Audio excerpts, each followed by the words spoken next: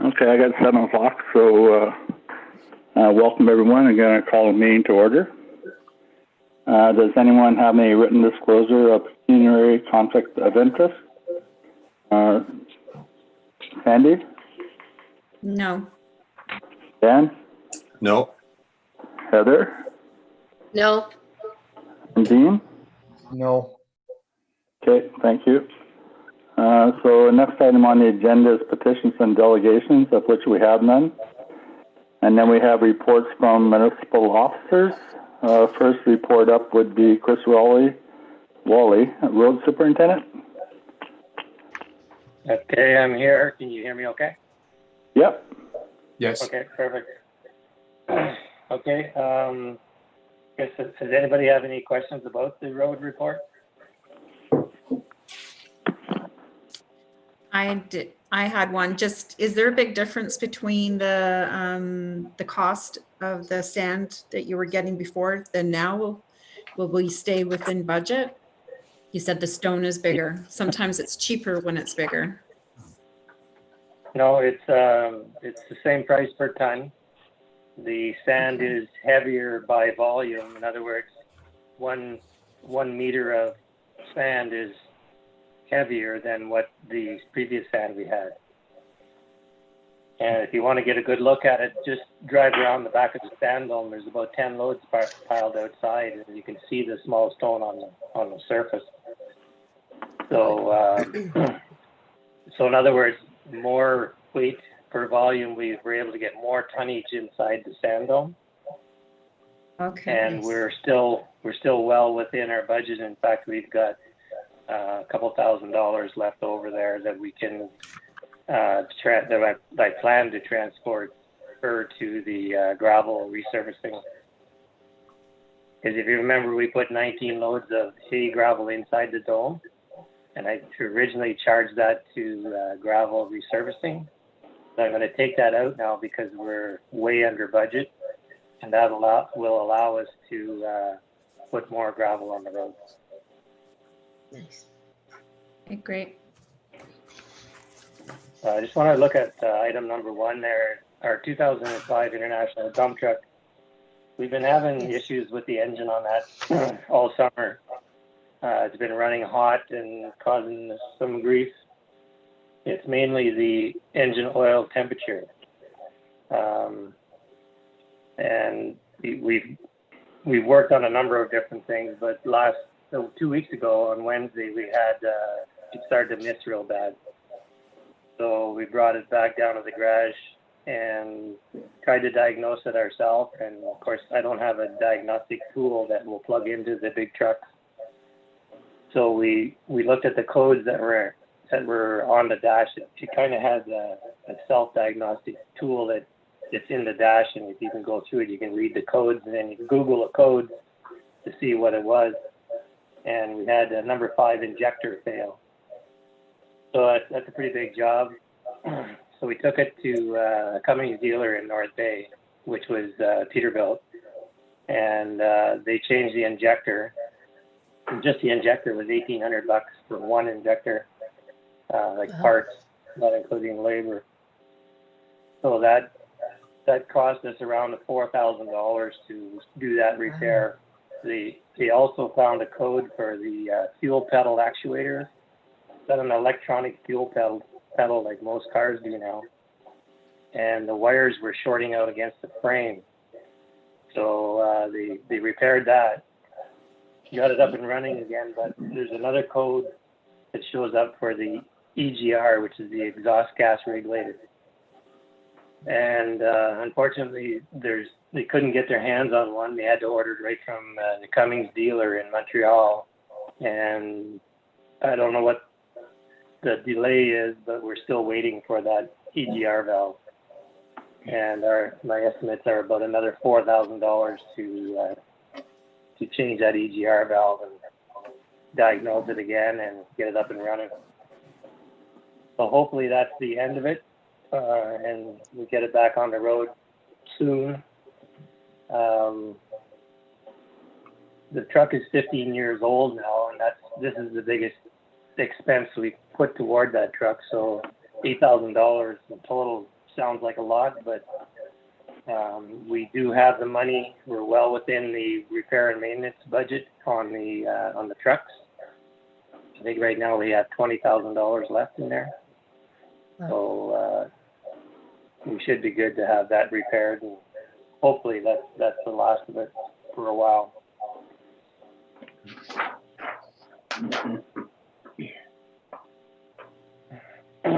You'll see down on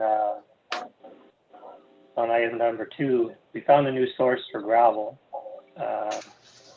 It's from Miller's up in Bondfield on line 3.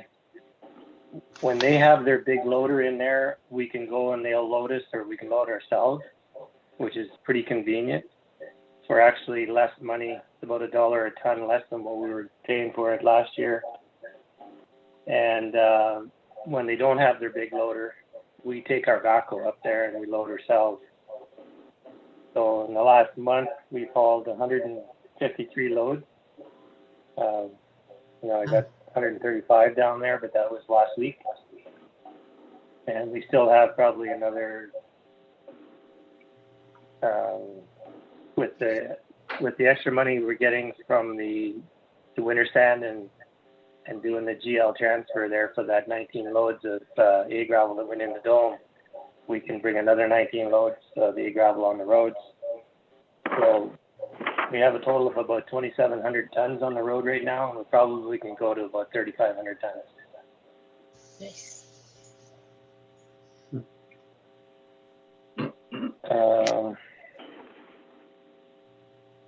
Is there anything else anybody might have questions on? The rest is pretty much straightforward. I had a comment. Okay. I'm interested. I'd like to hear in the future, I'm sure we will, the reports are very detailed, how item 7, you mentioned that it's possible you might get a breaker in to break a few rocks in the road. And I just want to stay updated on that after it's occurred and see how it went. That's all. Well, I can fill you in a little bit right now. Just use your mind, I guess. Remember when we did the ditching, we come well in under budget because we rented the machine and we did the work in-house. So we have about $5,000 left in our ditching account. And that's roughly what it's going to cost us for a week rental with the basically the same machine with a rock hammer and a tooth bucket for it. That's good. And we've got a few places that I'm kind of putting off for the past few years that now we have a chance to take advantage of it. I'd like to get it done. Yeah, I think it'll be successful. I'm hoping that's what you'll come back and tell me in a month. Come back and tell you what? That it was a good success and that we removed a bunch of rocks from the road. Because, I think it's an interesting idea and it should work out pretty good. Yeah, I don't know if you've been on Burley Road lately, but when we ditched there this summer, we tried to pull some rock out of the ditch there with just a regular bucket. And there's one chunk that is connected to the Canadian Shield, I guess. We couldn't get it out. The only way to do that is to break it. So hopefully we can break that and kind of level that section of road up there. It tilts one way pretty good. That's one of the spots anyway.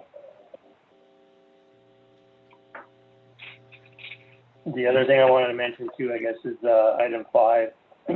When we did the service on the backhoe, we did a 2,000-hour service and we had the mechanic come down and do that. And I'd like to have that done by a professional, and we can see what he does and learn little tricks on the maintenance of the backhoe sort of thing. And he sets the valves, and that's kind of stuff that I can't do. The engine valves, yeah.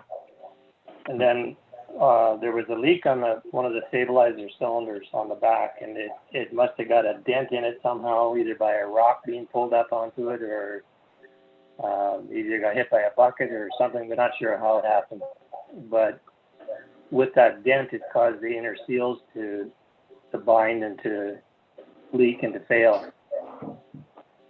Just to rebuild that cylinder, I sent it to Sudbury to have it rebuilt because it was more damage and it was a warranty thing, but it was around $3,000 to have it rebuilt.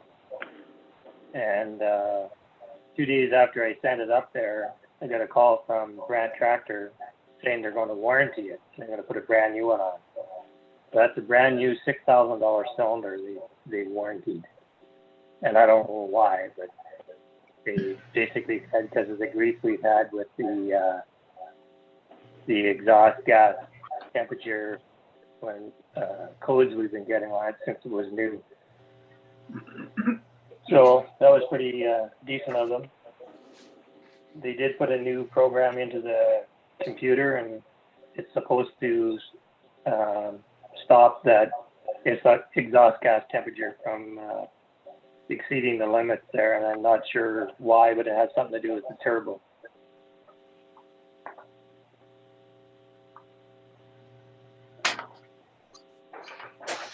So that's about it. The rest is pretty straightforward unless you have any questions on it. Anyone else have any questions for Chris? I just have one comment. Thanks for doing such a detailed report, Chris. That really helps us understand what's going on in the department, and I appreciate that because I feel I have a good understanding of what our challenges, what your challenges are, and I thank you for that. Thank you. It's pretty hard to detail. There's no way I could detail everything we do, but I try to hit the main things that would affect council. I think it's just the right amount. Perfect. Yep. Thank you. Okay, thank you. Next report is from Dean Maxwell, Fire Chief.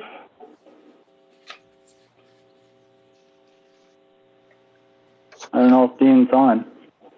No, Dean is with us right now. If anyone has any questions, Jacob can answer questions. Okay. Yeah, Dean had asked me to add, I guess there's comments at the last council meeting with regards to the $100 gift certificate in the expenditures. He asked me to inform you that that was for Bill Morton and Vicky Morton for hosting the picnic or Firefighters Appreciation Day. That went to offset some of their costs for sanitizing and materials they had to buy and supply for around all this COVID regulations just so we could have the picnic. Okay, thank you. That clears up that for you guys. Sandy, do you have any questions on this report?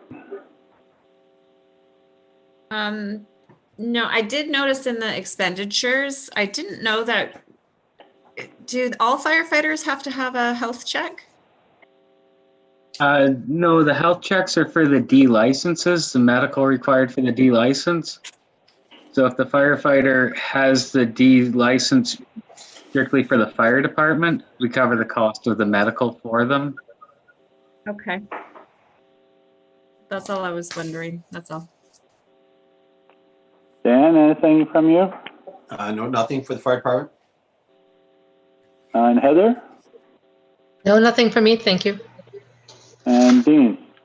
Nothing from me. Okay, thank you. Next item is, next report rather, is Jacob Grove Recreation Landfill and Cemetery. Can you go ahead, Jacob, please? Yeah. So for landfill, I brought up the waste electronics transition, or we. I've been working on trying to find producers or pros that will continue our contract essentially from what the stewards were doing. I haven't been able to find a list of pros that are registered with RIPRA or the Resource Productivity Recovery Authority. I've been working on it. We have had one contract or one company come out and provide us with a contract. But at this point, I'm still trying to compare a couple different contracts so we can make sure we're getting the best deal for the taxpayers for this material when we sell it. As I get more details, I'm hoping in November that I can have a more detailed report prepared with regards to that. And if we don't have, or if I can't find any more people that are willing to take it, is council okay with me going ahead and preparing that report with the one contract that's available? I am, like I said, I'm hoping that I can find more. There's just not the information out there right now. And as we get closer to the deadline, it'll start to come out, I'm hoping.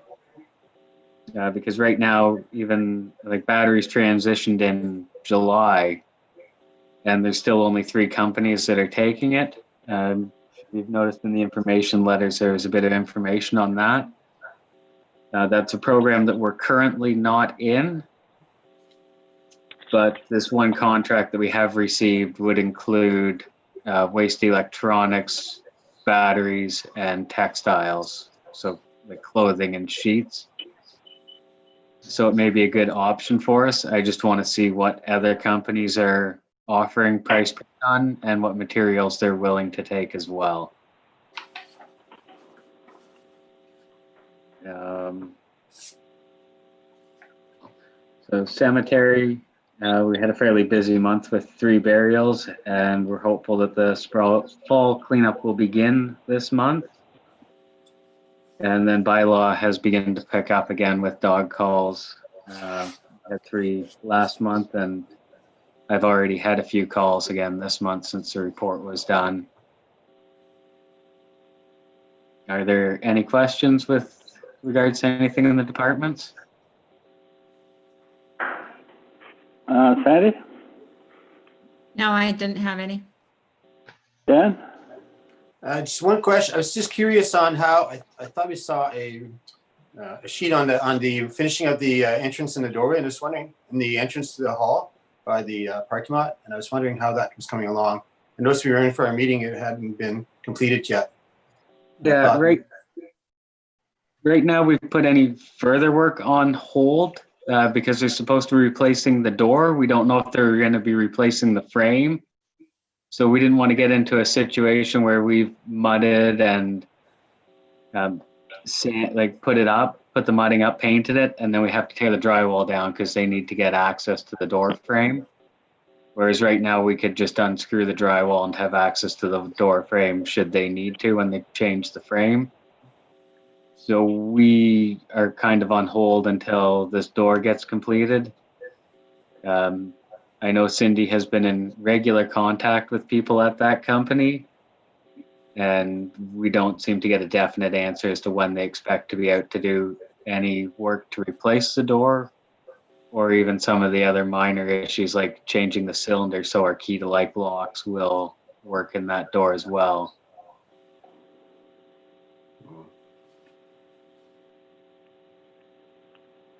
Anything else, Dan? No, that sounds like a problem, though. I'm not sure what the next step will be if we're not getting proper service. They're not feeling they're part of the contract. I'm just curious what we're going to do there. This has been going on for 2 years now. Yeah, it's been over 1.5 years that we've been, since paperwork's been signed with them. But we haven't paid them, right? No, we're not paying them until the project's completed to our satisfaction. Okay. I call them on a weekly basis. Pardon, Cindy? I call them on a weekly basis. Okay. So every Thursday morning, they've pretty much come to expect a phone call from me. Okay. Heather, anything from you? No, that was very, very thorough. Thank you, Jacob. Dean, anything you'd like to offer? Well, not right now, no. Okay. There was one question there about from Jacob about should he look for more, or if they can't find more companies that proceed with developing an agreement. I know January the 1st, the date is coming quickly. We probably have to do something before that, but I'd like to hold off a little bit to see if we can get some other pros that are willing to sign up with us. Anyway, any other questions from anyone? Okay, thanks, Jacob. Yeah, no problem. I'll give you an update in November as to how I've done with the contracts for the waste electronics. Okay, thank you. Next report is from Shane Conrad, Chief Billing Official. It's a written report. It was in your package.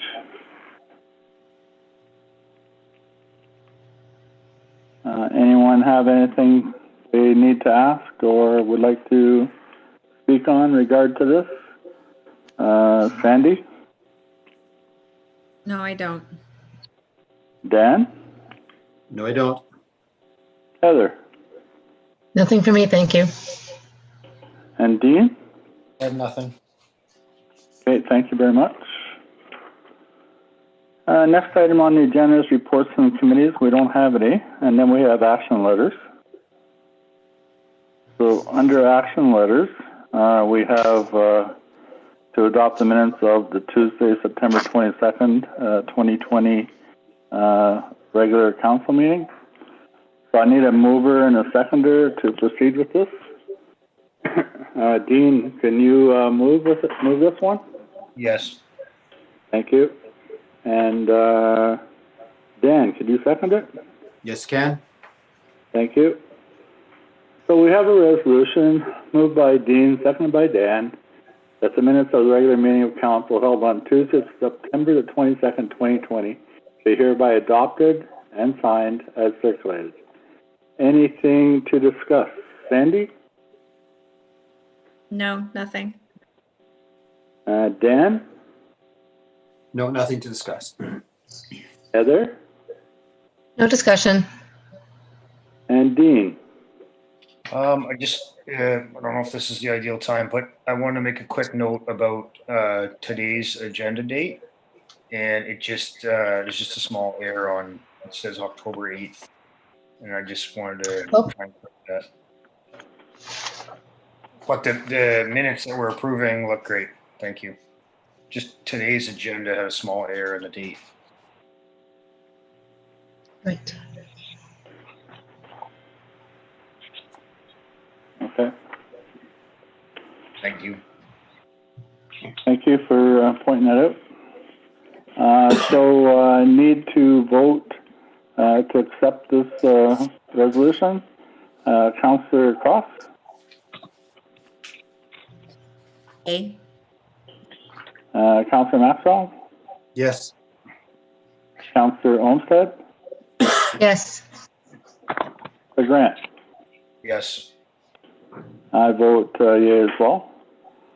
So this resolution is carried. Thank you very much.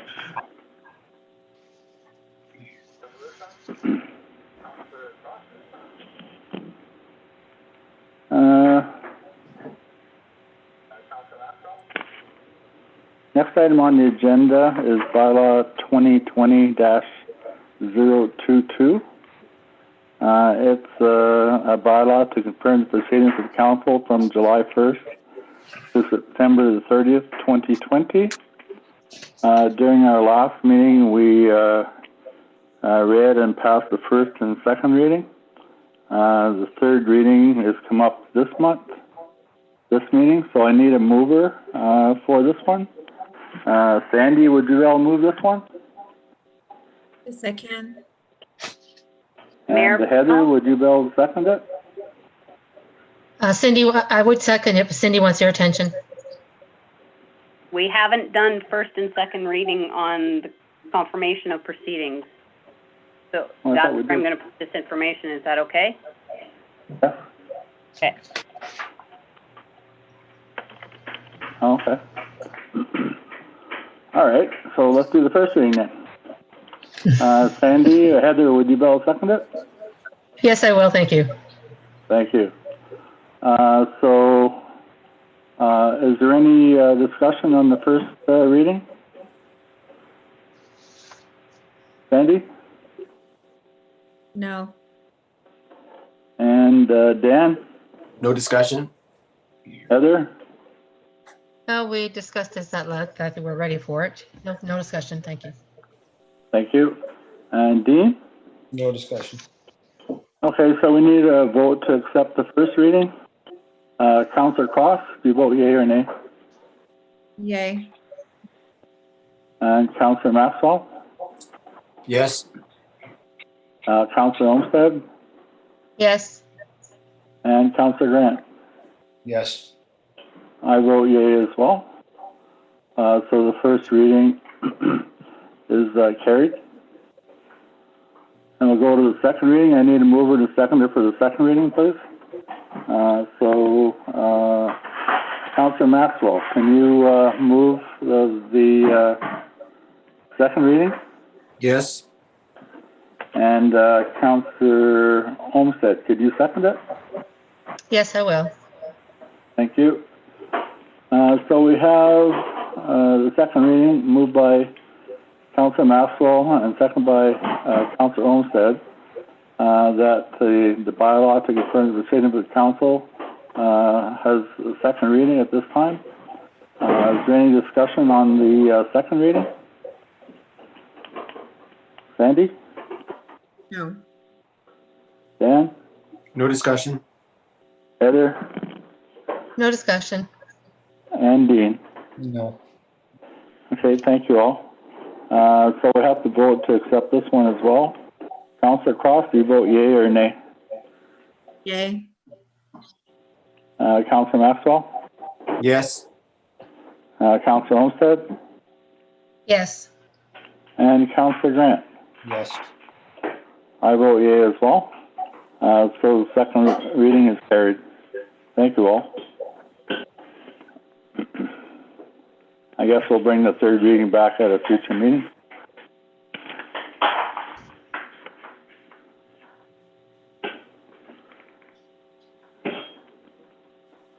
In the council package was a report from Cindy, 2020 OCT 42, report to council, about the emergency control group meeting summary, dated September the 30th. Everyone had a chance to look at that. Any comments, Councillor Cross? No comments. Councillor Maxwell? No comments? Councillor Olmsted? No comments. And Councillor Grant? No comments. Okay, thank you.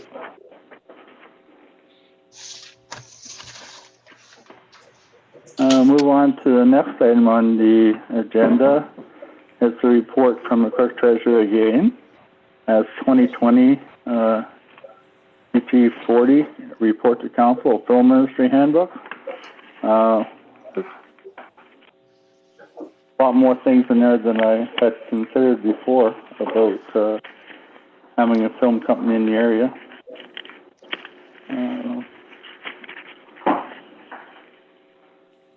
Anyone have anything to suggest on that one? Councillor Cross?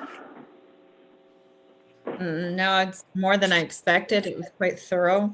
There was a lot of information to consider, that's for sure. Yeah. But no, I don't have anything to add. Councillor Maxwell? Nothing to add, no. Councillor Olmsted? I have some, it just seems very daunting, and it doesn't seem like it's going to be very welcoming to a small little production company. I could see large production companies being this precise, but I just have concern for the little independents that now we're untouchable. I think that was the draw of up north, is that the the significant little projects could be filmed here and cost very little. So when I was looking at the insurance, and I mean, some budgets are less than $5,000, $10,000 for the whole production. So I just think we could be a little bit, maybe be determined instead of being, I think this pigeonholes us a little bit for only large productions, not for the little guy. That's all I have concern. I understand this is, necessary for some very large, long-ended, but I feel that it's just blocking out the little guy. That's all I have to say. Thank you. Councillor Grant? Yeah, I had a few comments. Really, I guess two comments, maybe to add a three. I think it's very thorough. I think it's needed to have something. I don't think it's a bad thing. I'd like to start by saying that. But I think this should apply on public property. I think it's important that on public property that we're inconvenienced residents and whatnot, that these things would apply. It also says they apply to private property, and that's one thing that I'm a little unsure about. Some of it makes sense to apply to private property, but some of it would be at 100% at the risk of whoever's allowing them to use their property. It's not a municipal issue as far as I'm concerned. So I don't know. I personally, I don't love the language around private property. And I do share a concern for small productions. I don't know if there's a way to allow more flexibility for small productions. And my last comment was about the fee.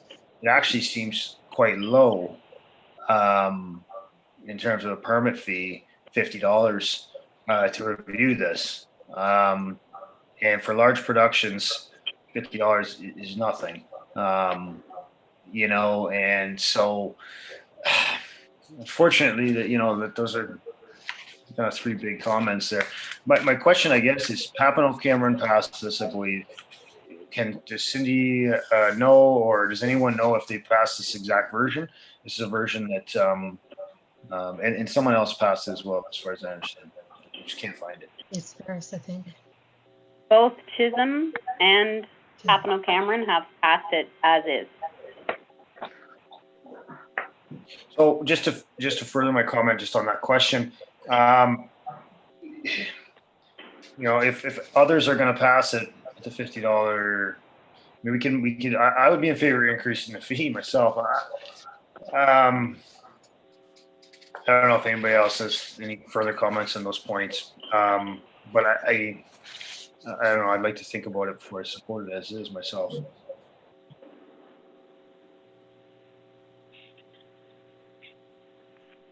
Okay. I think the fee is like a starting point, and then there's additional costs on top of that that could be gained by the municipality. I can't find the area in here about private property though. Do you know what number that is? 2.2, applicability, page 5. 2.2. Yeah, maybe I just, if I'm understanding that correctly. I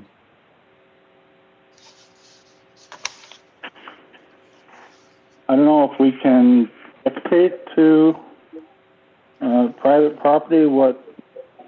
I think if it's illegal, then they would have to maintain legal things happening on their property.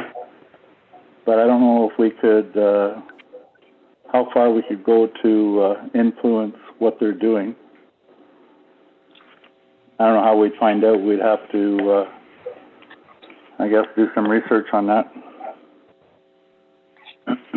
So to provide an example, in Powassan, for a television show, a whole town was built. So stores, residences, like houses, all that sort of thing on a 100-acre piece of property. So the reason why that we put this clause in is because the person said that they could use their 100-acre property to build this structure, not realizing that that was going to increase the property value, because there were actual buildings that were going to be left there after the television show was over.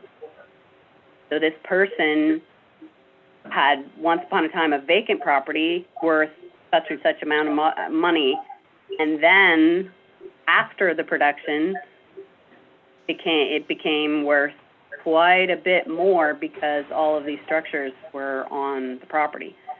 So the reason we want location information is so that we can educate the people, the private property owners, as to any effects such as an increase in value of their property because of whatever it is that takes place on the property, so that they're fully aware of the ramifications if they say yes to this. So that's why that clause is in there. Okay. Excuse me, could I further that? Wouldn't they need a building permit if they built permanent structures there? That's another reason why we want to know what they're doing. Yes, technically they would, but filming crews don't necessarily think of all those types of things. So again, it's another way for us to catch things like that. Hmm. So it's all protection for the municipality, right? The municipality and the property owners, yes. Yeah, and the property owner.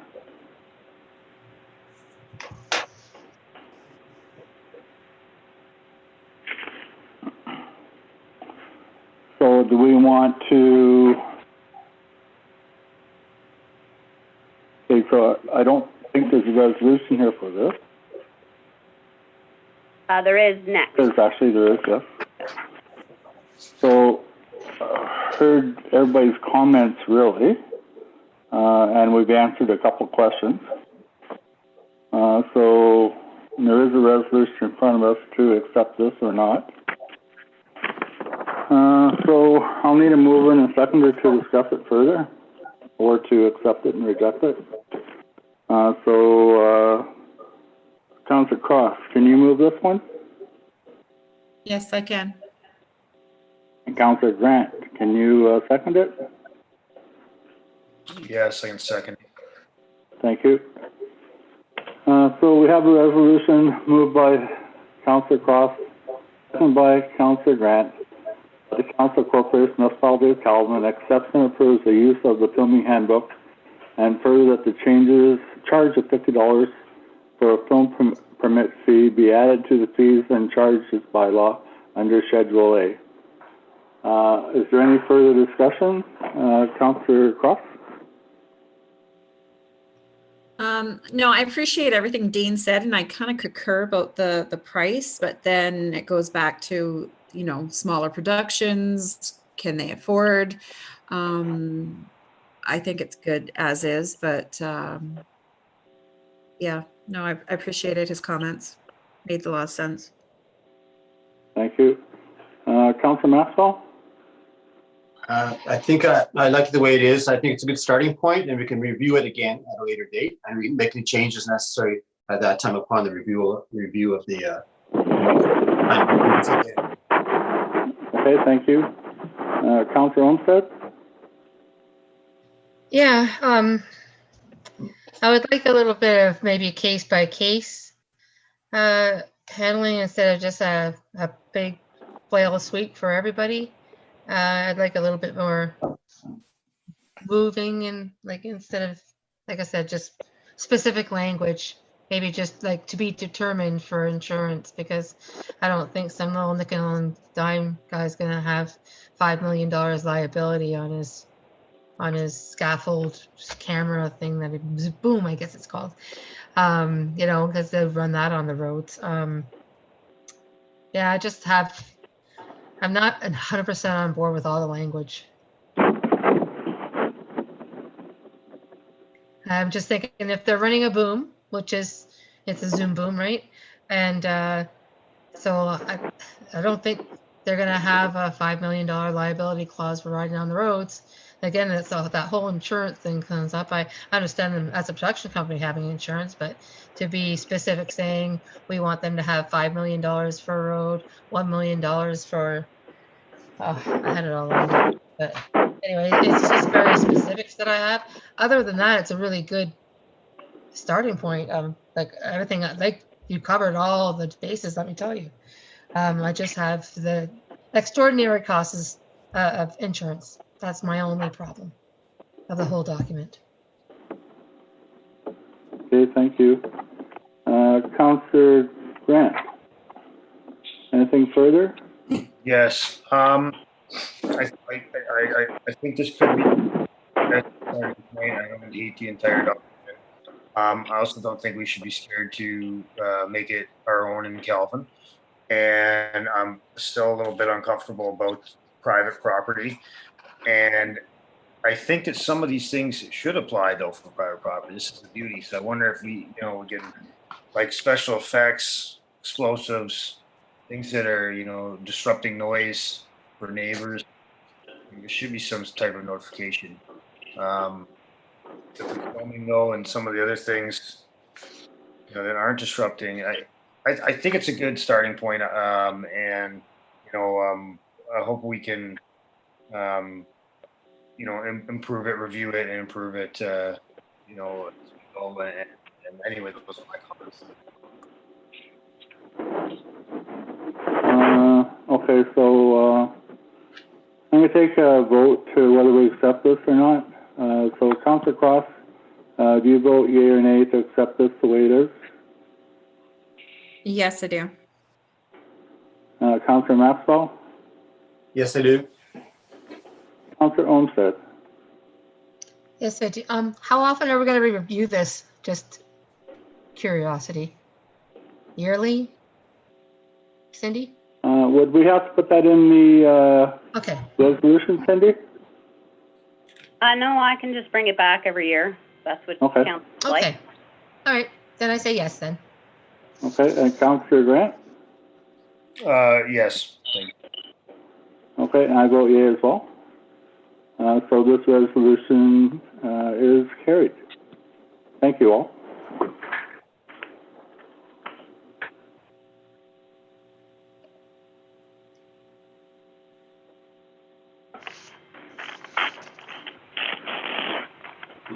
So that was the film permit. So next item on the agenda is a report from the clerk treasurer.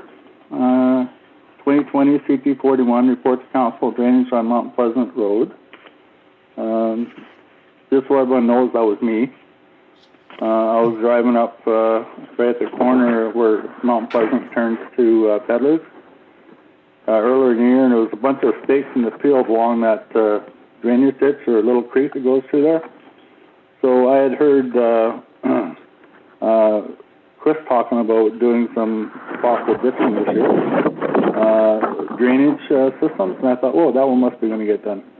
And I never asked about it or anything. And then I went by there the last few weeks, and you can't even see the stakes anymore. So I thought, well, I'm going to ask. So anyway, I did ask, and it wasn't the municipality who had put the stakes in at all. It was probably the landowner for the fence or to mark the ditch. I think they went into that ditch last year and got stuck, so maybe that's one of the reasons it was there. Right? So that's my explanation for that, being nosy on that one.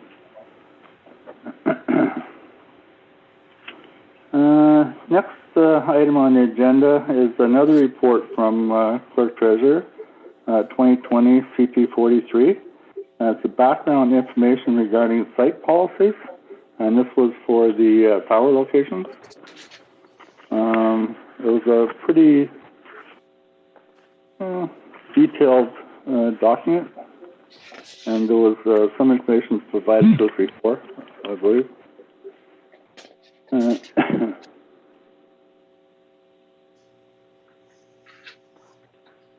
So has everyone had a chance to take a look at that one? Basically, there are rules that these companies have to follow regarding like heights and lights and different things like that. And the municipality does have quite a bit to say in that. And they also have things to say talking about how it fits into the landscape, whether it be on a hill or what it looks like, what's painted, that sort of thing. So anyone else have any thing they want to say on that one? Councillor Cross? Just that I think it's important that we do get started on this. I find that it's a little complex for me, my understanding of all of the site lingo and stuff, but the Blue Sky meeting that we were in last month, they really stressed that we should be prepared. So I think with the complexity of it, that we should start to make sure that we, cover all the grounds instead of, rushing into something if somebody did approach us. So I think it's good that we start this and make sure we cross our I's and dot our T's and no, the other way around. Cross our T's and dot our I's. Yeah, okay. That's all I have to say. Councillor Maxwell?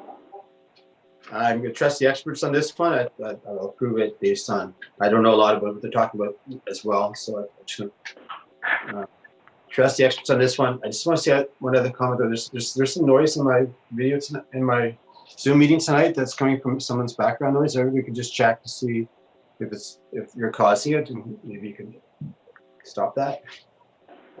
Shuffling papers or something, I don't know. Yeah, I have nothing else to say about the report.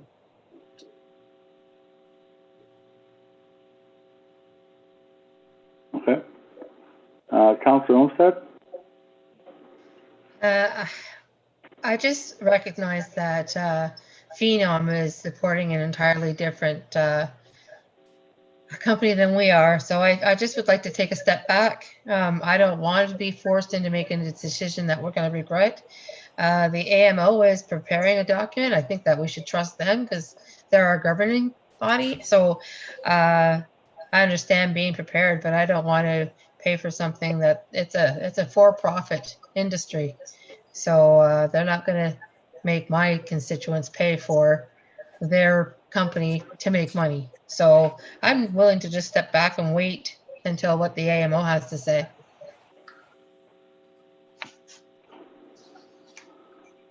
Okay. Councillor Grant?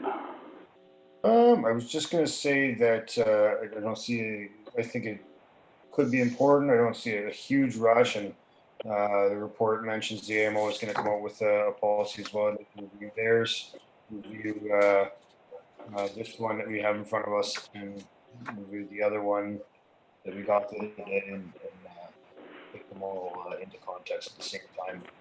So I'd like to wait till AMOS comes out as well. And we'll go from there. Okay. So it sounds like a couple people wanted to wait and see what AMO is going to do.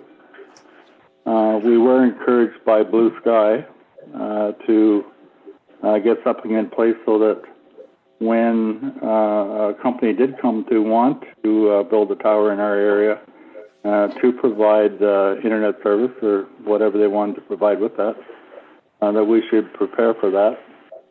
And we're also encouraged to by Blue Sky as well, that we shouldn't turn anybody away if anyone wanted to start working on an application or service for us, that we should help them until it costs us money. So this one doesn't cost us money at this time. I think we should be prepared. If somebody comes in January and says, okay, I want to put in a tower on top of Wally Mountain, or Wally Hill here, I think it's a mountain, that we should have something in place to do that.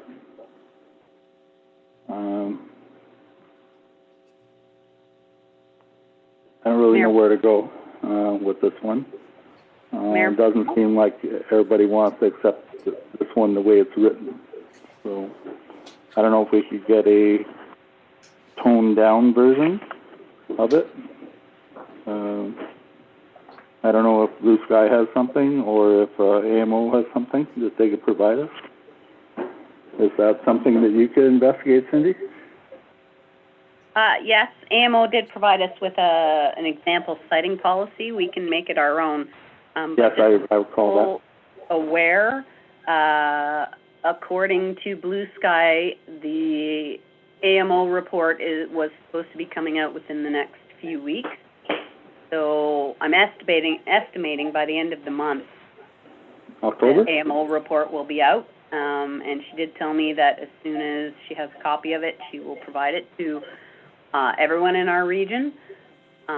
So if council just wants to wait until the end of the month and maybe at the beginning of November start looking at this again, you know, just so that council's aware, it should be coming out shortly, the AMO report. Okay, thank you. So, Councillor Cross, would you be in favor of waiting till the end of the month to see what we get from AMO? Oh, yeah, most definitely. And Councillor Maxwell? Yes, I'd be in favor of deferring this until then. Okay. And Councillor Olmsted? Yes. And Councillor Grant? Yes. Okay, so I think we can put this one to rest for now, and until something comes out from AMO at the end of the month or first part of next month. Next item on the agenda is item H.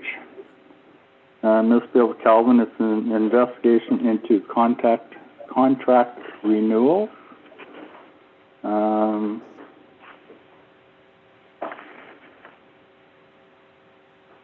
So we have a resolution here. I need a mover and a seconder for it. So Councillor Grant, could you move this one? Yes. Was that a yes? Yes. Thank you. And Councillor Cross, could you second it? Yes. Thank you. So we have a resolution moved by Councillor Grant, seconded by Councillor Cross. Council hereby requests the clerk treasurer to further investigate the requirements of contract reviews, including any policy that would need to be developed and or amended to incorporate a time frame within which all contracts are reviewed. And further, that a report be brought back to council regarding contract reviews for the November 10th, 2020 regular council meeting. Discussion on that. Councillor Cross.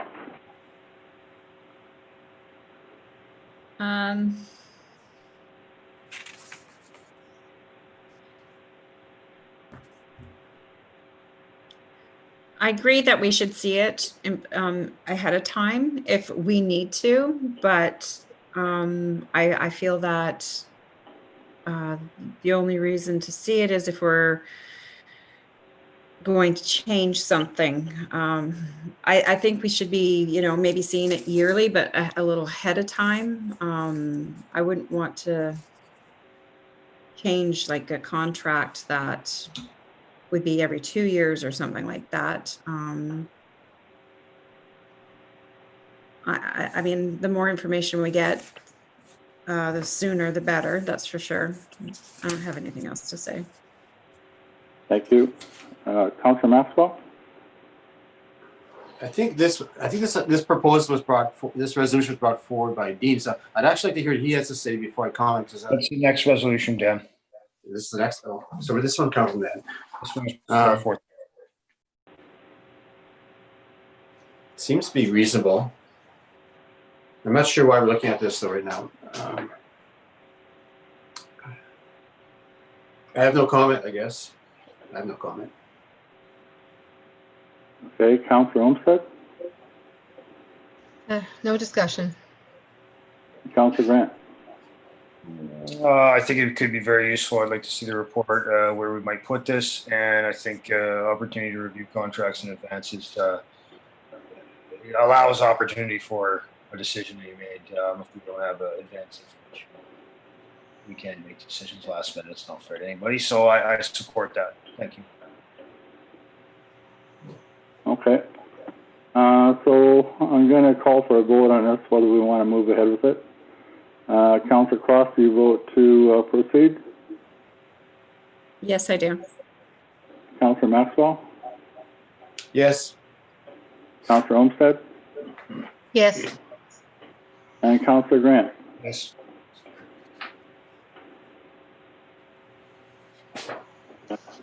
Okay, I vote to proceed as well. I vote yea. So this resolution is carried as well. Thank you very much.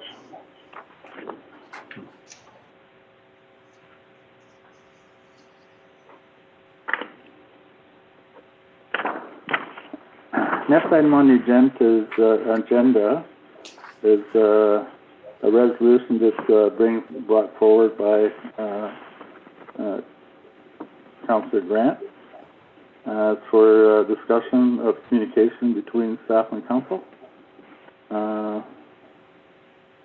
Is that right? One item before that. Sorry, Mayor. Say that? I think we're on the item of we're on I. Okay. Council renewals. Okay. Yeah, I have a check mark. So I have to get a mover and a seconder on this one as well. So Councillor Maxwell, can you move this one? Okay. Yes. And Councillor Olmsted, can you second it? Yes, I will. Okay. So we have a resolution moved by Councillor Maxwell and seconded by Councillor Olmsted that council hereby requests that all contracts that the municipality is party to be presented to council a minimum of 6 weeks in advance of their renewal. And I'll open the floor for discussion on this to Councillor Cross. I think I was missing the last one because I actually was looking at this one.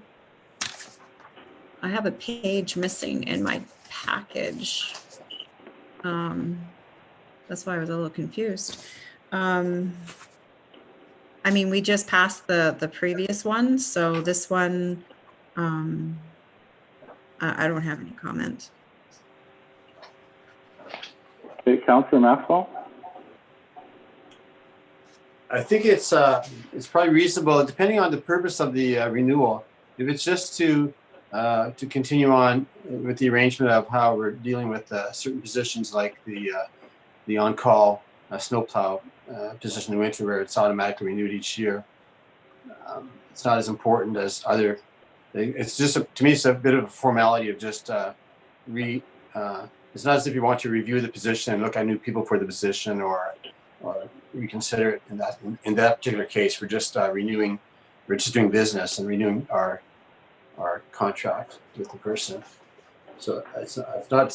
I don't think it's like if we're looking at the position and reviewing the position. We're just reviewing the paperwork that has it. So it's probably okay in some cases. It wouldn't hurt to see 6 weeks in advance, I guess.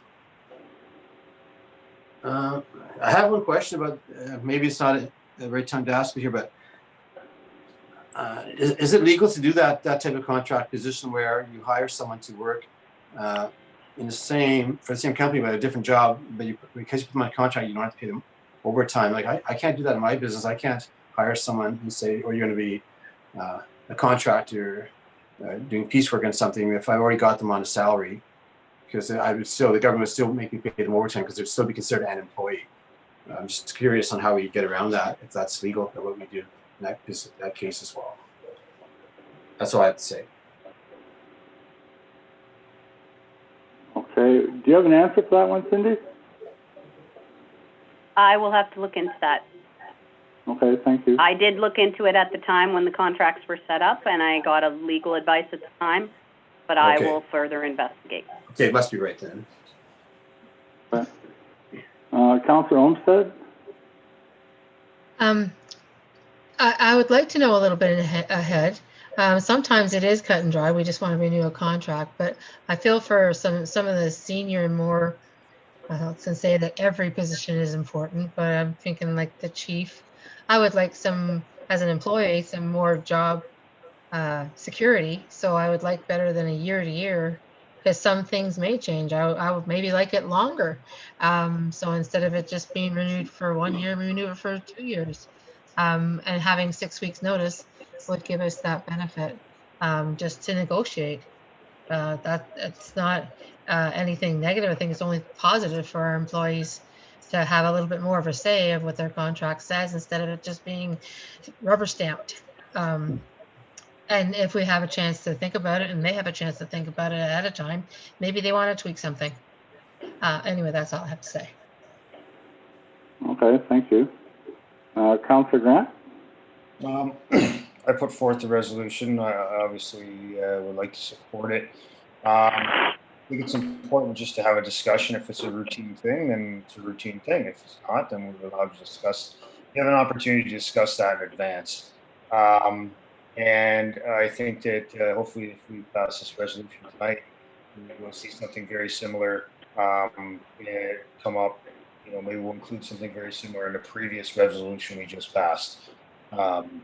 You know, to tweak it, change the weeks a little bit, you know, make it better for everyone. But I definitely think it's a bonus for both the employer and employee to have in contract in general that's going to be renewed, to be able to have a little bit of lead time to review it.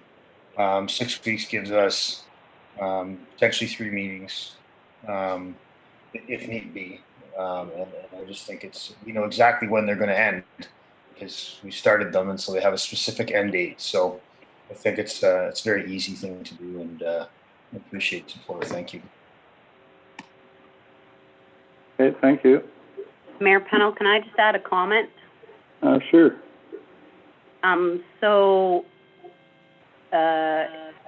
Changing something like this would be a policy, like it should be part of the policy that a minimum of 6 weeks should be taken into consideration. So a motion doesn't change a policy. So this is something that needs to be changed in a policy.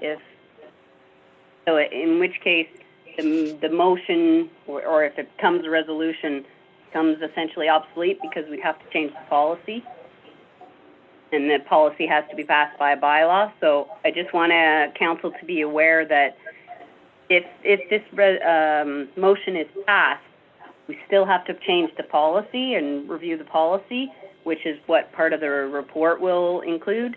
So it won't be implemented instantaneously. We'll have to change the policy accordingly.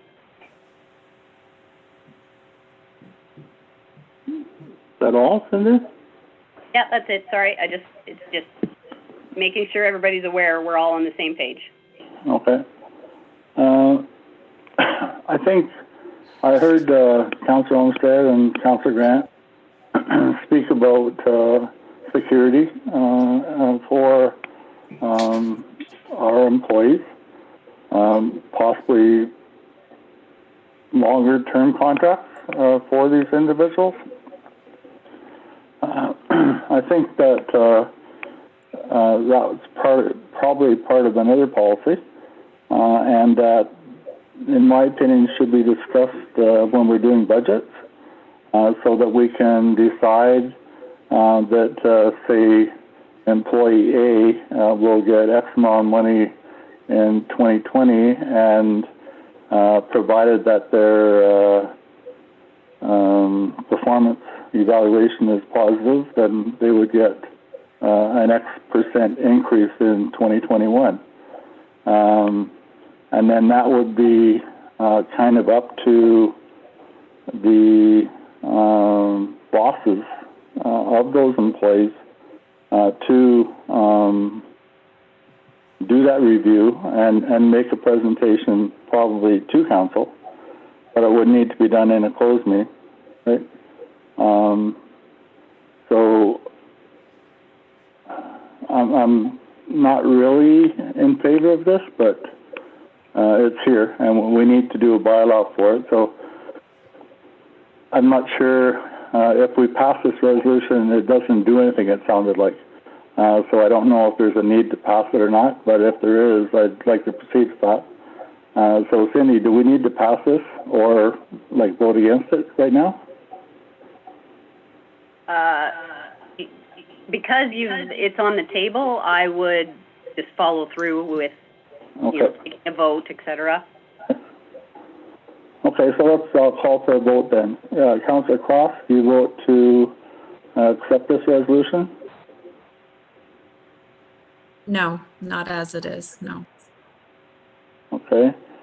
Councillor Maxwell, do you vote to accept this resolution? I'll vote yes on it. Yes. Okay. Councillor Olmsted, do you vote to accept this resolution? Yes. Okay, and Councillor Grant? Yes. Okay.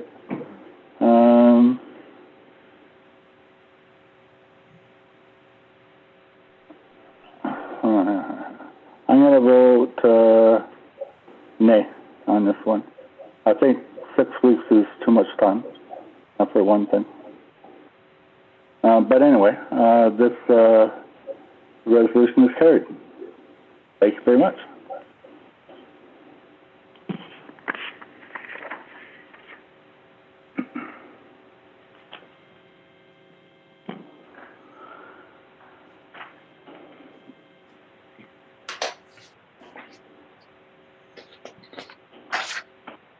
So the next item on the agenda is a discussion of communication between staff and council.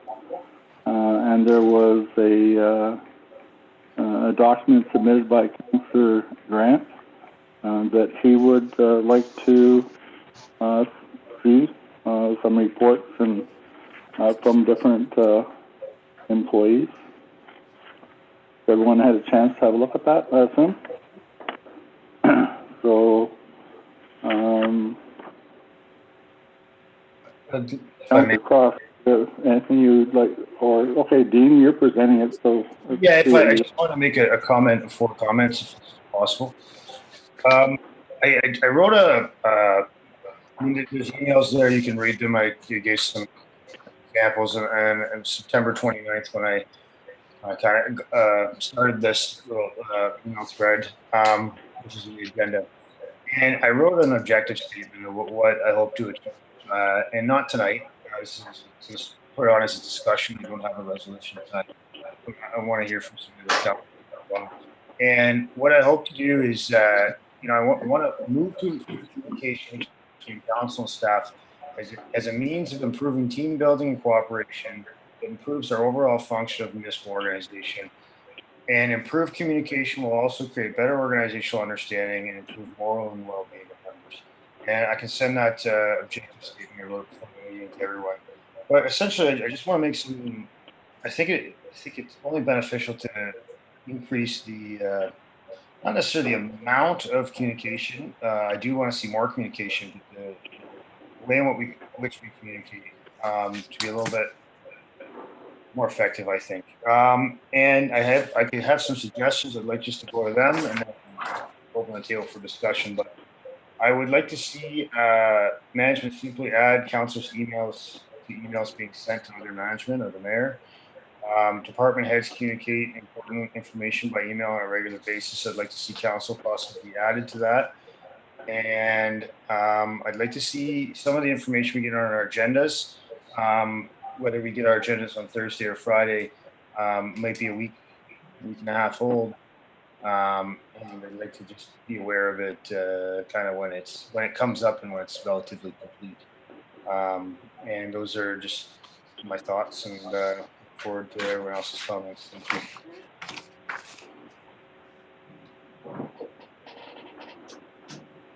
Okay, thank you for that. Councillor Cross, do you have anything to offer? I think Dean had some valid points, especially with bigger packages. If there's information that we can get ahead of time, sometimes I feel that we're pretty overloaded with information, and especially if it's complex, like the citing thing, I have to read it a couple of times. So having it ahead of time would be wonderful. Personally, I really don't want to have a lot more communication on a daily basis from the departments. I trust that they're doing what they're supposed to be doing, and that's why we get our reports. I find that I get a lot of emails during the day as it is. I want us to be wary about how much information we're asking. It takes time, which means cost the municipality money for more reports.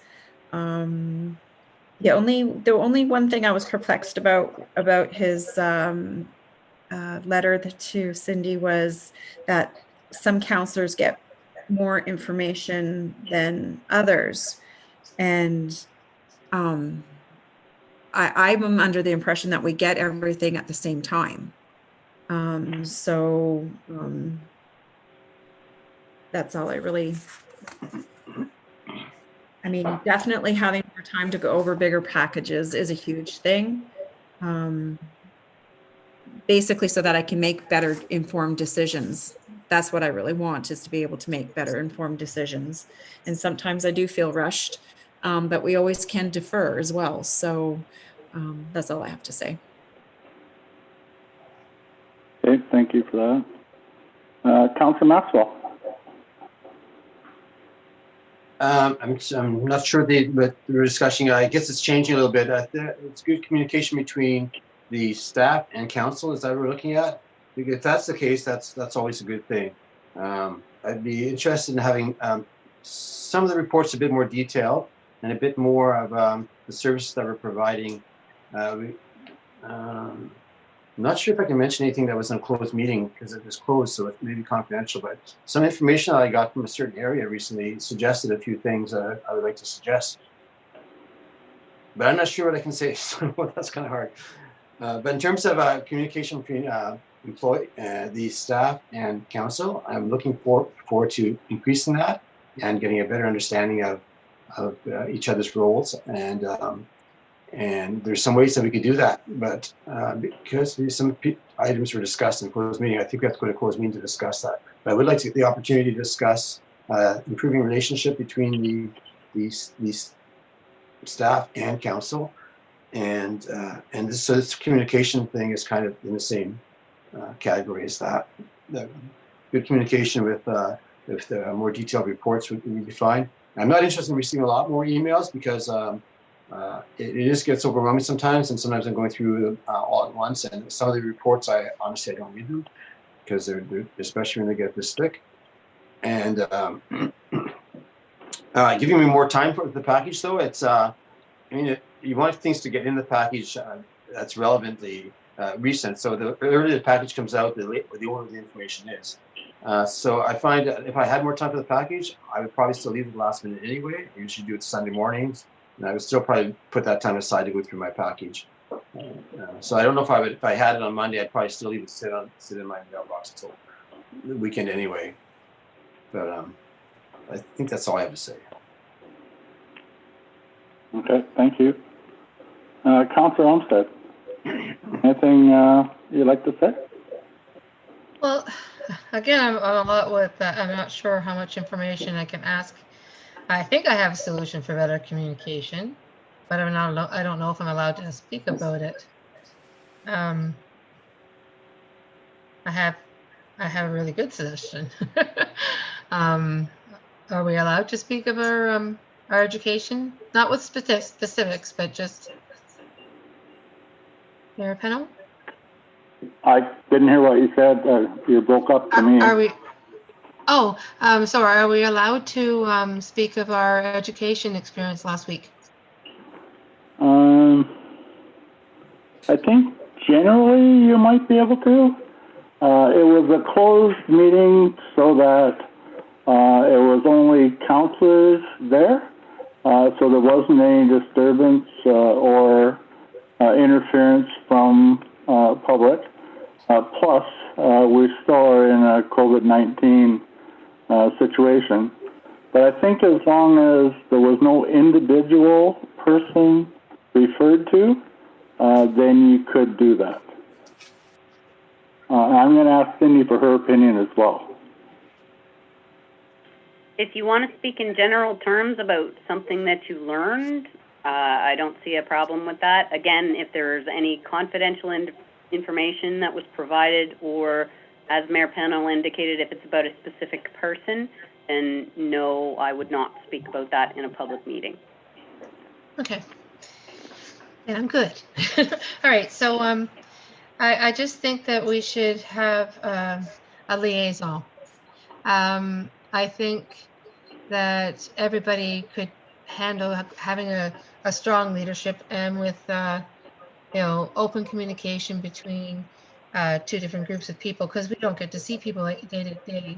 We don't know what's going on. I mean, the reports are very good, but we don't know the day-to-day running. And or do I want to? I'm with Sandy on that. I'm not really interested in day-to-day running, but because a lot has changed because of COVID-19, the staff has had to implement a lot of safety standards. We don't know, with having the office closed for 4 plus months, whether that was inconvenient or maybe it wasn't. I know that if we could do a little audit, but I don't think it's fair for our clerk to have to, she has her plate full with the day-to-day running of our municipality. But we could, evaluate where best to invest our money if we had a little bit more information all collected. So if we had, just a liaison, a CAO, it's too hard. I don't want a full-time employee. A contract is good with me, but just an unbiased third party with nothing to gain, just a contract position to oversee the day-to-day operations. And then we can have, like I said, as a retiree, it could just be a little thing. But so we need more direction as a team, as a council. We have new laws that, that just came in under our watch. Policies that past councils didn't have, and they made mistakes, and I think we need to do better. I feel that it'd be a valuable investment for our future if we had this liaison.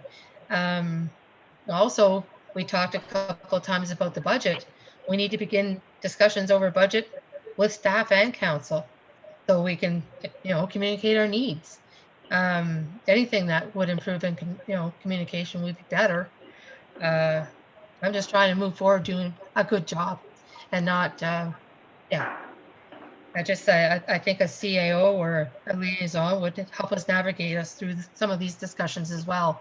We don't need hurt feelings. We don't need people feeling minimized or objectified. More open, plain conversation. I would like that. That's all. Okay, thank you. One of the items in our meeting the other night, and it's not specific, it was reports from the different departments that could be provided to council at different intervals. Currently, we get reports from our different departments like fire, cemetery, recreation, and roads every month. And some of them are very detailed. They all are, actually. So I'm not quite sure what other information you would be looking for.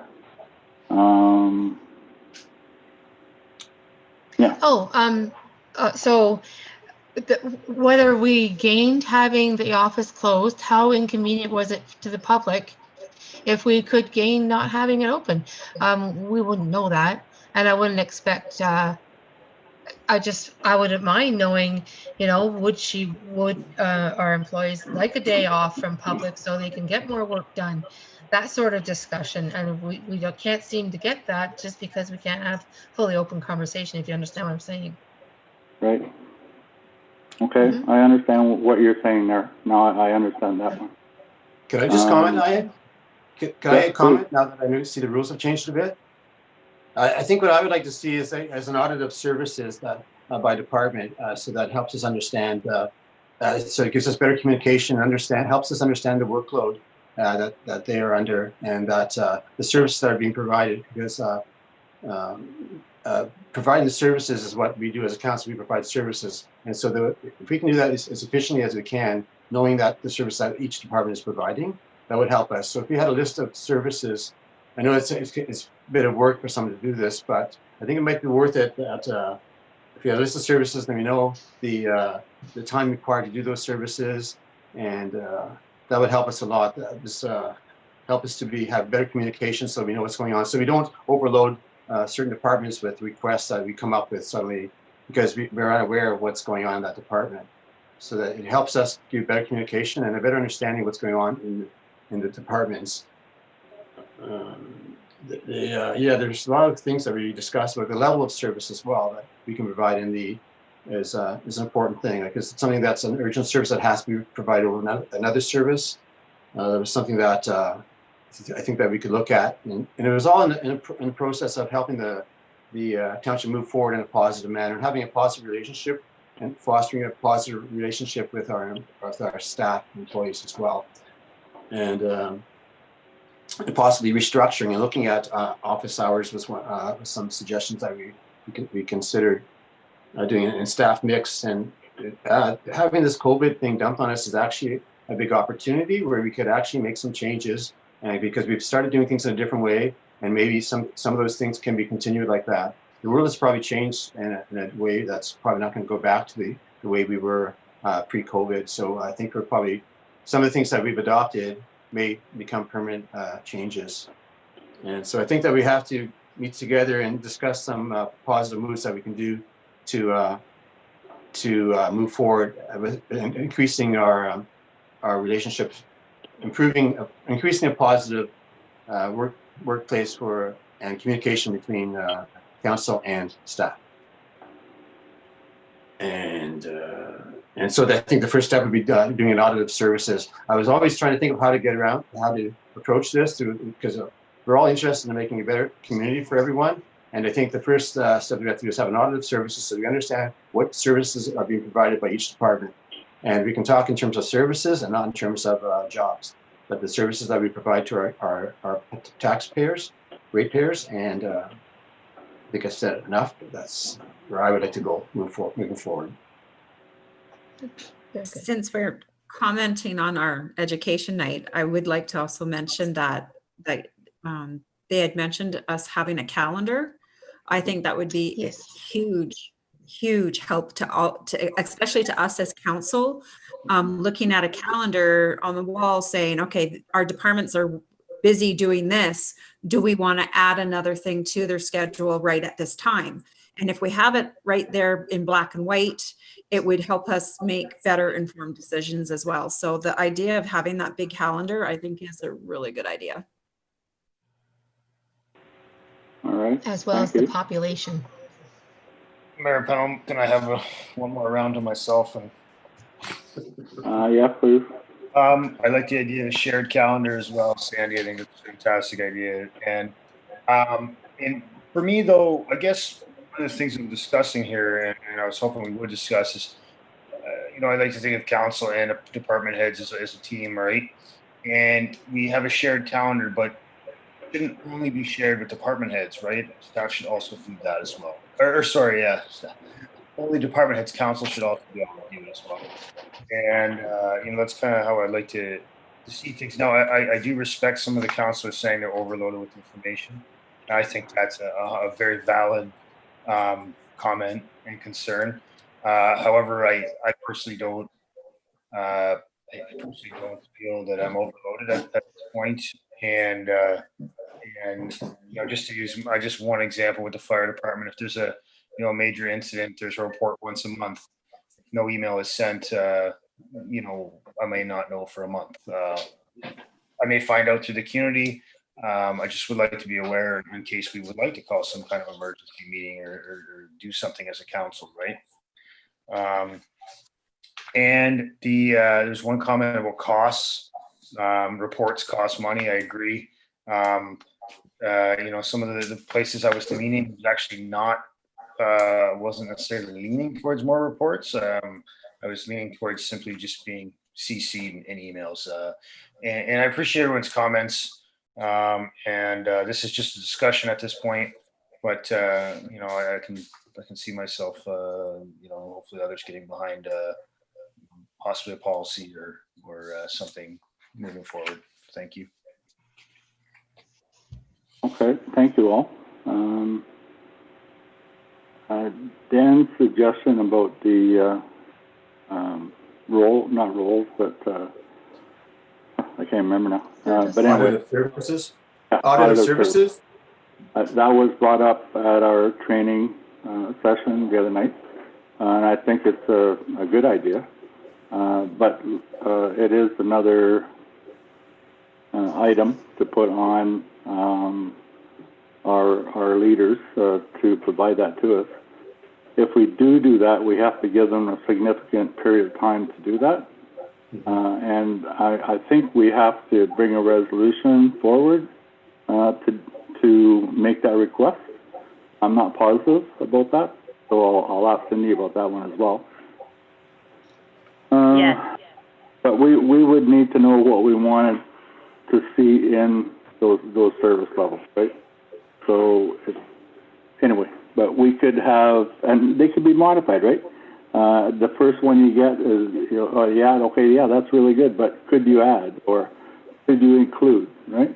In the next one, and it could be an onward going developmental report. I don't know how we get this resolution on the table to do that. I don't know if it'd be at the next meeting we have or at this meeting. There is a notice of motion at the end of the agenda. I don't know if that's an appropriate place to put it. Perhaps Cindy could advise. A notice of motion can be brought forward, yes. The notice is exactly what it says, is a notice of motion, so it will be brought forward at the next council meeting. Mayor Powell, Yes, sorry, go ahead with yours and come back to me. go for it. I just wonder for the training, because I think I have a lot of experience in building. So it's like there's a lot of ideas, I guess, and we agree on a number of these ideas mentioned tonight. And the training was full of a lot of ideas. And I think that one thing that someone had mentioned, is to focus on 2 or 3 things. And I don't want to see us bite off more than we can chew, so to speak. And so I wonder, if council can develop maybe a list of a few things we'd like to do, maybe calendar, audit of services, and then we actually possibly don't do them all. We pick one at a time, prioritize them as a council. And, I'm going to take this objective statement, share it. I read it, and, I think that we can move in a good direction piece by piece. So appreciate that. Thank you. Anyone else have anything further? I would just add that the audit services, I would suggest the end of January, perhaps as a suggestion, and perhaps staff could get back to us if that's an appropriate amount of time to do an audit of services. I would be looking at in the services, the list of the services, the amount of time required to do the service. And I don't know if there'd be anything else in there, but that'd probably be it. And I'm thinking of major services, not every minor work job, every job. And that's what I'm trying to, I don't want it to get bogged down with like small details. That's not our position to micromanage, but just the services that we're providing to the township. Okay. I don't know if that makes sense or not, but. Okay, thank you. Anybody else? No? Okay, we'll move on. Next item on the agenda is another report from the clerk treasurer. It's 2020 CT 45 report to council on a co-op student. Okay? Everyone have a chance to read this?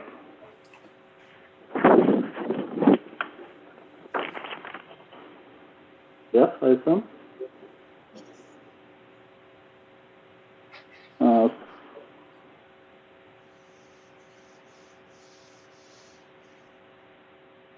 okay, so Sandy, have you read it? Yes, I have. I think it's a great idea. Okay, Dan, have you read it? Yes, do you know what the schedule is? Is it daily from a certain time, or do you know that yet? I believe it will be Monday to Friday. Is that correct, Cindy? That's correct. Okay, most of the day. Okay, Councillor Olmsted? sometimes these positions are 2 hours a day or something like that. Yeah, all right. Councillor Olmsted? Yeah, no, I think this is a fantastic idea. Okay, and Councillor Grant? Oh, sorry. Go ahead, please. Heather? Oh, I think it's a good jumping off spot for our own kids to start working for the township and start, learning about politics and work ethics, and it's a great education. I think we can get more kids. It'd be awesome. Yeah, okay. Councillor Grant? I reviewed the report. It makes sense to me. And it sounds very reasonable. Okay. Okay, so next item on the agenda is a resolution to authorize the co-op students. So I need a mover and a seconder for that. So Councillor Maxwell, could you move that one? Yes, can. And Councillor Grant, could you second that? Yes. Okay, so we have a resolution moved by Councillor Maxwell and seconded by Councillor Grant that council hereby approves municipality accepting an unpaid co-op student from F.J. McElliott Secondary School to gain valuable work experience in the roads, recreation, landfill, and cemetery departments for a minimum of 200 hours to fulfill the requirements of the secondary school course. So we've already discussed it, so I'm going to call for a vote. Councillor Cross, do you approve this? Yay. Okay, and Councillor Maxwell, do you approve? Yes. Councillor Olmsted, do you approve? Yes, I do. Thank you. And Councillor Grant, do you approve? Yes. I approve as well. So this motion is carried. Thanks very much, everyone.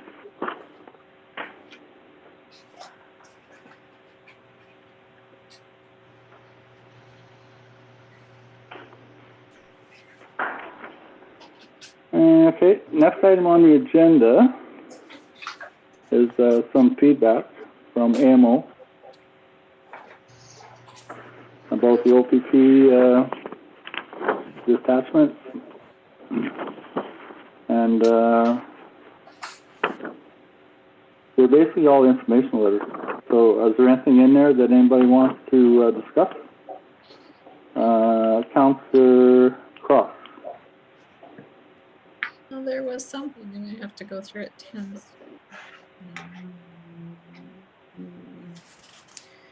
I have here.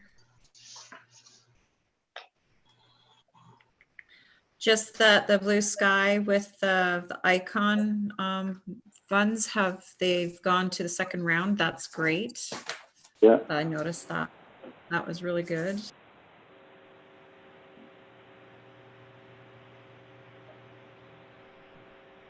No, that was it. There wasn't anything else. Was there anything in there that you wanted to discuss, Councillor Maxwell? No, nothing to discuss. Okay, thank you. Anything for you, Councillor Olmsted? No, nothing to discuss for me. Okay, and Councillor Grant, anything for you? Yes, there was one, so item F, the Federation of Northern Ontario Municipalities, and there's a small typo, it is the Starlink program. Yeah. See if we can have a vote, informal vote, I suppose, see if council is supporting that letter.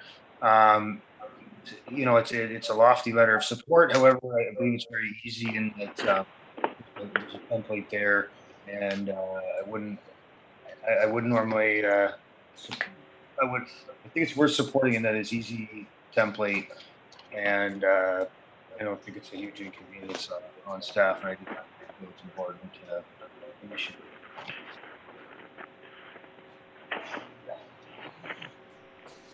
I can explain further if required, but I don't know.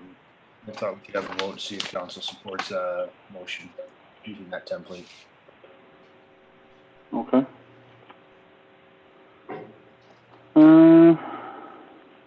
Okay, it looks like there's nothing further in there. So can we just, does council want to support the motion for the Starlink? The phone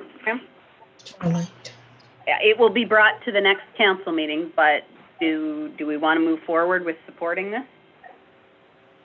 I think, I know that Go when we for it. were in the meeting with Blue Sky, that they had suggested that we support any companies that come forth that have to do with broadband, so that it would help us as well with Blue Sky.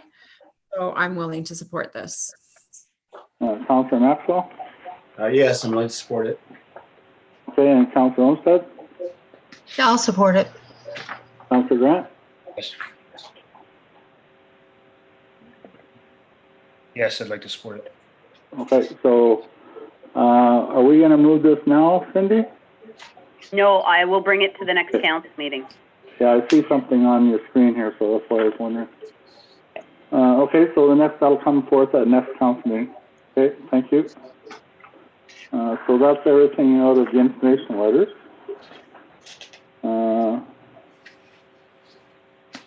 There's information letters available, number 8. It was the Ombudsman Ontario Annual Report. Did anyone get a chance to take a look at that link?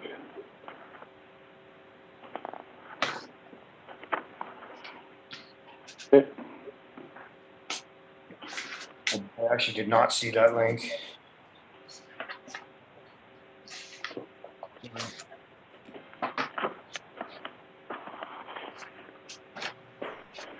I didn't see that link either.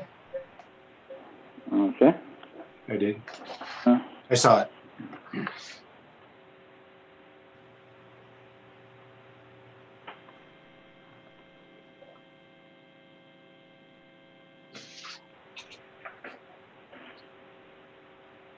Okay. I saw it, but I didn't go and look at it.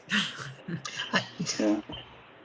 Okay, so maybe we can take a look at it, and if you have anything you want to discuss, bring it back for the next meeting, or ask Cindy to put it on the next agenda.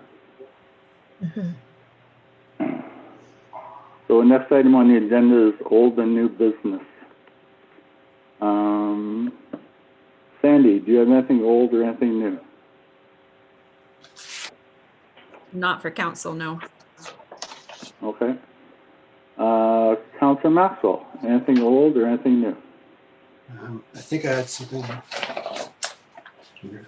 The only other thing is I'm curious on how long we're going to be having the Zoom meetings, and if they are to continue, perhaps in this format, could Cindy be asked at the end of each on us commenting if she has something to comment, or if she has something to add to it. I'm not saying that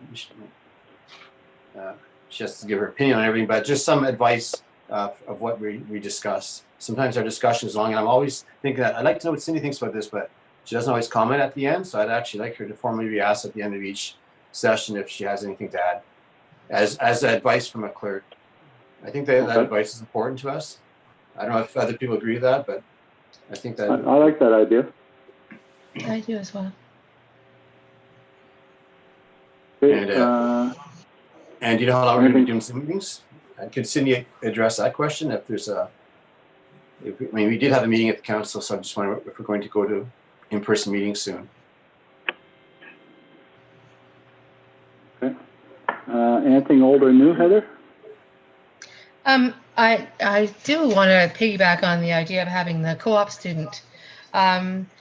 it's been brought to my attention now because of COVID. The kids can't get their 40 hours volunteer work for their high school diploma. We've had a few people approach our church that they'd offer to even clean the church because, we have to have social distancing and the like. I thought that perhaps we could have volunteers in the community, perhaps to put on a tea social for the seniors, or have summer activities outside for the children, weather permitting, COVID permitting. But we could probably really use that resource. And like I said, the kids live right here and they need to put their hours in. It's a really easy program. I did it when I was a teenager. Just a parks and recreation program for the kids in the summer, and making some tea and cookies for some old ladies to have, a little chit chat. It's so nice, and it doesn't cost a cent. I think it'd be an awesome resource to use, and we'd be dumb not to accept it, not to, research it. I like your idea, Heather. I've used several co-op students in the 8 years that I've been here, but there is a little bit more to it that would probably put more work on Cindy's plate, because there are quite a lengthy, I'm not going to say essay, but you have to answer a bunch of questions on how they just don't show up to work. There's reports and stuff that Oh no, somebody they have will to have, yeah. But So- I'm not saying do it tomorrow. It's just Yeah, something no, we can look towards. Yeah, no, I think giving kids opportunities to get work experience is huge, especially in the north. With kids working with kids, though, we would have to take into consideration that there's usually a check that has to be done, even if Yep. they are a certain age. But no, if we can somehow encourage that, that's a great idea. I just want to bring up that, and I agree that would be a bonus for seniors in the municipality, but part of the request from the school was that the student be involved in the roads or the recreation department because he enjoys the outdoors. So just want to keep that in mind. Not for this too. guy, for others, not for this person. I'm saying just for perhaps another one. Yep. There's yeah. Okay. Anything old or new from you, Dean? I think it's a good idea that Heather has. I'm not sure exactly how we facilitate that at this point, in terms of workload, but something to consider as we move forward. I'm good. Thank you. Thank you. Cindy, do you have anything old or anything new? No, not this evening. Thank you. Okay. I have one item. I attended a physician recruitment meeting in Mattawa. I think it was last Thursday night. Well, I didn't go. It was a virtual meeting, conference call. So we talked about doctor recruitment and why it's necessary. There's one of the doctors that wants to retire and will retire as soon as we get another doctor. So he's saying, well, you better go for two. So there is a need for it. In the past, we've gone to Montreal. They have like trade shows, basically, and Quebec City. And at those times, Ontario paid better money than what Quebec did. And we didn't get anything out of Quebec at those times. So it was highly recommended that we not bother going to Montreal or Quebec City again, because in the near future anyway, because we didn't get anybody when our wages were higher, so we're probably not going to get anybody when our wages are lower. So there is a trade show or whatever. That's not the right word for it, exposition, whatever, in Sudbury, with NOSM, Northern Ontario School of Medicine. A lot of those students or interns, whatever, go to that looking for jobs. So we're going to proceed with that one. I'm not sure when it is, but we will be represented there from Mattawa. Okay. That's all I had.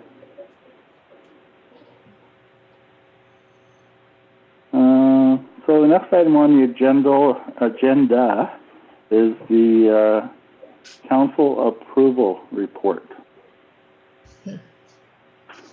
Anything? I need a mover and a seconder for this one. So, Councillor Cross, can you move this one? Yes. And Councillor Olmsted, could you second it? Yes. Thank you. So we have a resolution moved by Councillor Cross, seconded by Councillor Olmsted, that the disbursements dated October the 8th, 2020 in the sum of $54,550.79 and October the 13th, 2020 in an amount of $19,263.95 be hereby authorized and passed for payment. So is there any discussion on that, Councillor Cross? No, I had already asked that question under the fire department and Jacob answered, so no, I'm Okay. good. Councillor Maxwell? Well, I know we're not supposed to worry about paper clips, but we ordered another case of gloves. Like that's over $1,000 of gloves now this month. What are you doing with all the gloves? I'm just curious because you wash your hands off them. And how many paper clips do we have? No, I'm just kidding about the paper clips. How many what? Paper clips. He's making a joke. Yeah, I know, but I didn't get it. I didn't hear it, so. Oh, what is paper clips. How many paper clips? Oh, okay. Like, isn't a case of gloves like 12 cases of 100 gloves each? Isn't it like a lot of gloves? A case of gloves? Isn't it like 12 or 15 boxes at 100 boxes gloves each? I don't know. I can't understand why we use so many gloves. I mean, we're going through COVID here with 5 employees, and I think we used 3 boxes since it started. Mayor I don't have Pennell? an answer for you. All I can just relate to is my workplace, and we go through a pile of gloves in my department.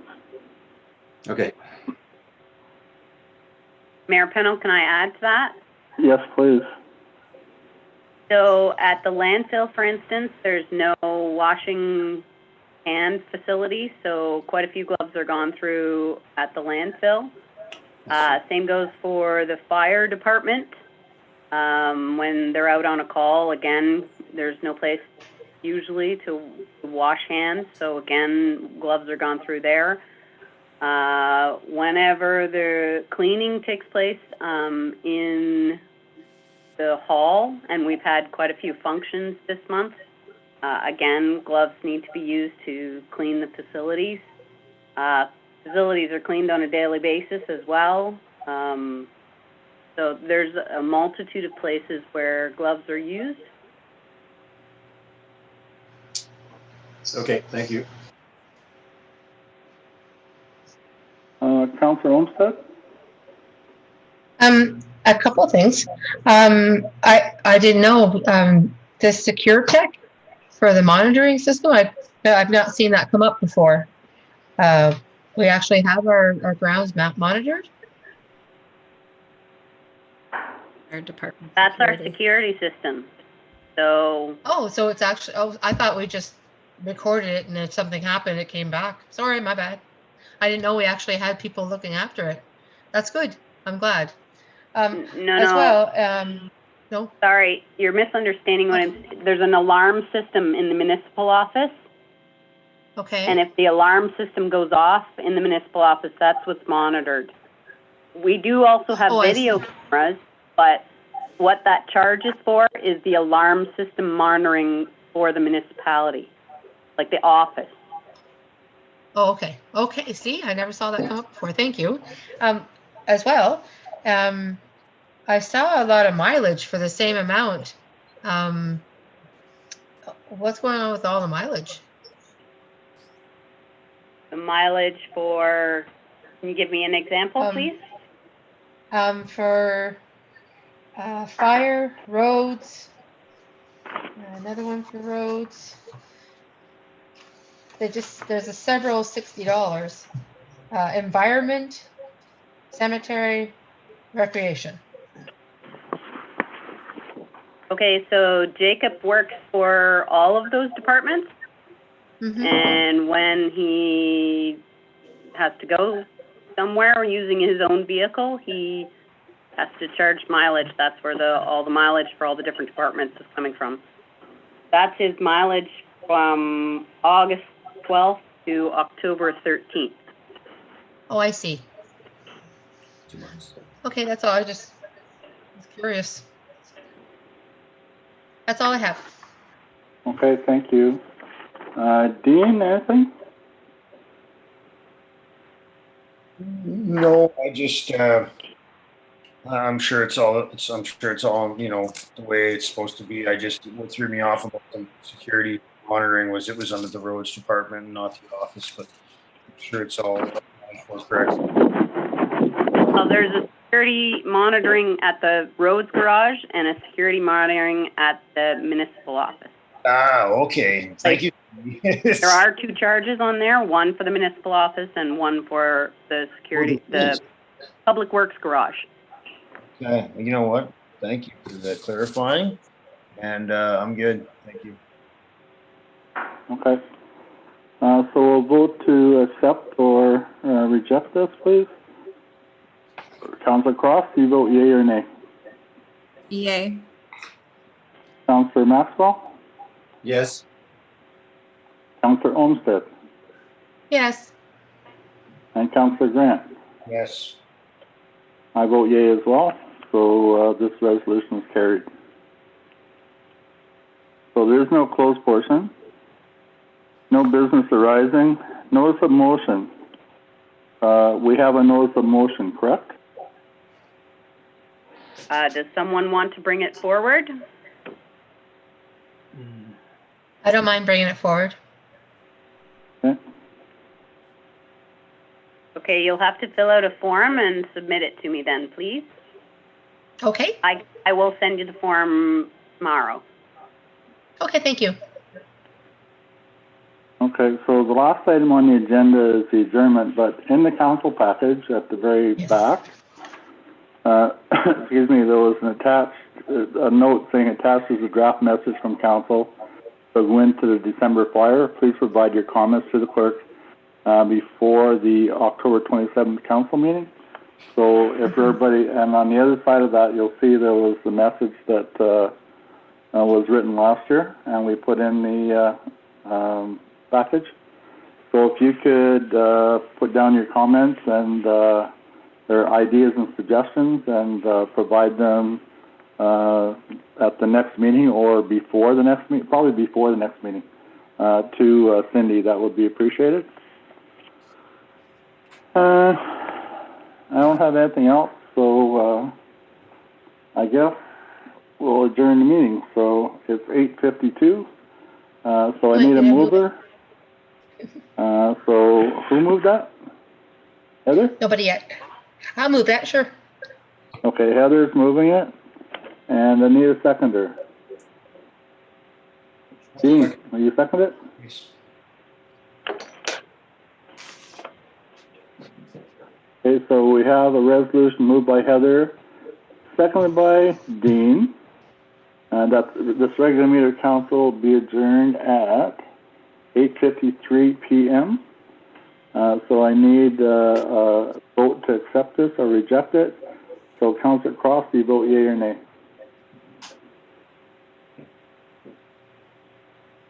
I hear you.